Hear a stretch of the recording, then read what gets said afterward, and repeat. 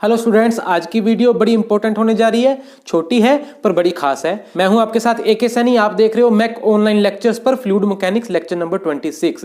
पिछले कुछ लेक्चर्स में हमने क्या देखा है, सबमर्ज्ड बॉडीज के ऊपर कितना हाइड्रोस्टेटिक फोर्स लगता है। सबमर्ज्ड प्लेन सर्फेसेस हमने देखे थे, हॉरिजॉन्टल है, वर्टिकल है, इंक्लाइंड है, उनके ऊपर टोटल कितना फोर्स लगता है। WAYC आ रहा था हर फॉर्मूला, और वो कहां कहां पर लग रहा है, जिसको हम सेंटर ऑफ प्रेशर का नाम देते थे, तो उसका अलग अलग एक्सप्रेशन आता था। ठीक है ना। पिछली वीडियोस उठाकर देखिए, डिस्क्रिप्शन बॉक्स में जाइए, क्लिक कीजिए, लिंक्स मिलेंगे प्लेलिस्ट के अलग अलग कोर्सेज के, और वहां पर जाकर आपको फ्लूइड मैकेनिक्स के लेक्चर भी मिलेंगे और लेक्चर भी मिलेंगे। ठीक है जी। तो आज की इस वीडियो में मैं आपको न्यूमेरिकल प्रॉब्लम्स के रेफरेंस में कुछ इंपॉर्टेंट बात बताने जा रहा हूं। उन फॉर्मूलाज में आपको कुछ पैरामीटर्स नजर आते थे, जैसे एरिया ऑफ सरफेस या movement of inertia of the plane surface. तो ये चीजें जानना बहुत इंपॉर्टेंट है। सेंटर ऑफ ग्रेविटी कहां लाई करेगा, ये जानना बहुत इंपॉर्टेंट है, क्योंकि जब तक हमें शेप्स की ज्योमेट्रिक प्रॉपर्टीज के बारे में नहीं पता होगा, तब तक वो सारी कैलकुलेशंस, वो सब फॉर्मूले हमारे धरे के धरे रह जाएंगे। ठीक है ना। तो हमें थोड़ी सी ज्योमेट्रिक प्रॉपर्टीज का पता होना भी जरूरी है। इस वीडियो में, इस चार्ट में आपको वही दिखाया गया है, बस इतना ही है चार्ट। इसी में आप समझ लीजिए कुछ जनरल स्टैंडर्ड शेप्स जो हैं, इंपॉर्टेंट शेप्स, उनके बारे में मैंने चर्चा की है। देखो यहां पर प्लेन शेप्स है, जैसे एक रेक्टेंगल है, एक ट्रायंगल है, सर्कल है या ट्रेपीजियम है। चार शेप्स को मैंने आपको बताया, क्योंकि जनरली चार शेप्स को हम डील करते हैं अलग अलग न्यूमेरिकल प्रॉब्लम्स में। ठीक है ना जी। तो देखो, अगर आपके पास एक रेक्टेंगल है जिसकी ये वाली डायमेंशन B है, ये वाली डायमेंशन D है, तो रेक्टेंगल का एरिया कितना होगा, capital A B into D। ठीक है। Centre of gravity CG from the base, यहां से देखिए ये बेस है, बेस यहां से देखना है आपने, यहां से सेंटर ऑफ ग्रेविटी की दूरी कितनी होगी, इसका सेंटर ऑफ ग्रेविटी कहां होगा, आपको पता है, बिल्कुल बीचों बीच होता है, यानी D/2 पर होगा।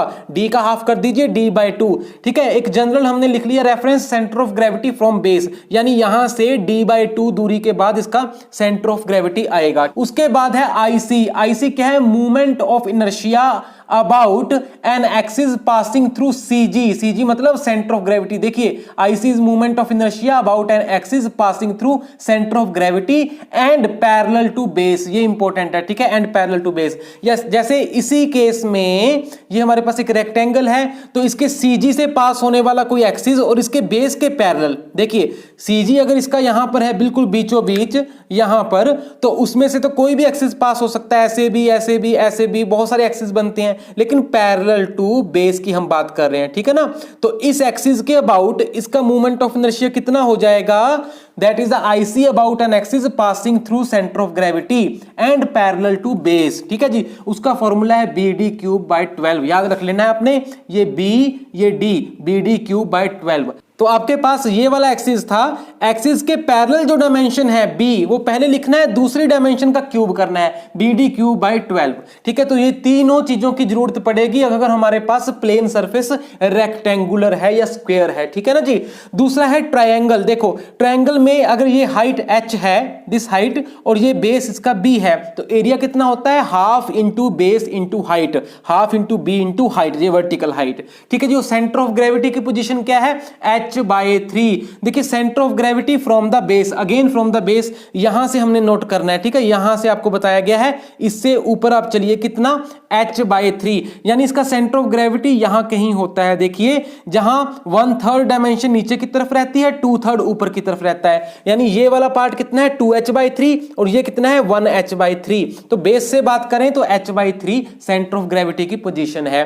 ठीक है जी। और IC कितना होगा, देखो इस एक्सिस के अबाउट जो कि CG से पास करेगा और बेस वाले रेफरेंस के पैरेलल होगा, तो उस एक्सिस के अबाउट इसका मूवमेंट ऑफ इनर्शिया कितना है, BH³/36। ये हमारे पास फॉर्मूला होता है। ठीक है जी। उसके बाद सर्कल की बात करते हैं। सर्कल का डायमीटर अगर D है तो एरिया कितना होता है, π/4D²। सेंटर ऑफ ग्रेविटी कहां होगा सर्कल का, बिल्कुल सेंटर में तो होगा ना, प्लेन सर्कल है अगर, दैट मींस D/2 पर होगा। और IC मूवमेंट ऑफ इनर्शिया कितना होता है इसका, πD4/64। अब इसका कोई बेस तो है नहीं, तो सर्कुलर है। आप इस एक्सिस के अबाउट देखो या इस एक्सिस के अबाउट देखो, देखो या इसके अबाउट देखो, इसके अबाउट देखो, किसी भी एक्सिस के अबाउट जो कि सेंटर ऑफ ग्रेविटी से पास कर रहा है, इसका पाई d4/64 ही होता है। ठीक है जी। उसके बाद है ट्रेपीजियम। ट्रेपीजियम में क्या होगा, देखो एक साइड ए है, दूसरी पैरेलल साइड बी है, और ये हाइट कितनी है, वर्टिकल हाइट h, तो एरिया होता है हाफ इंटू ए प्लस बी।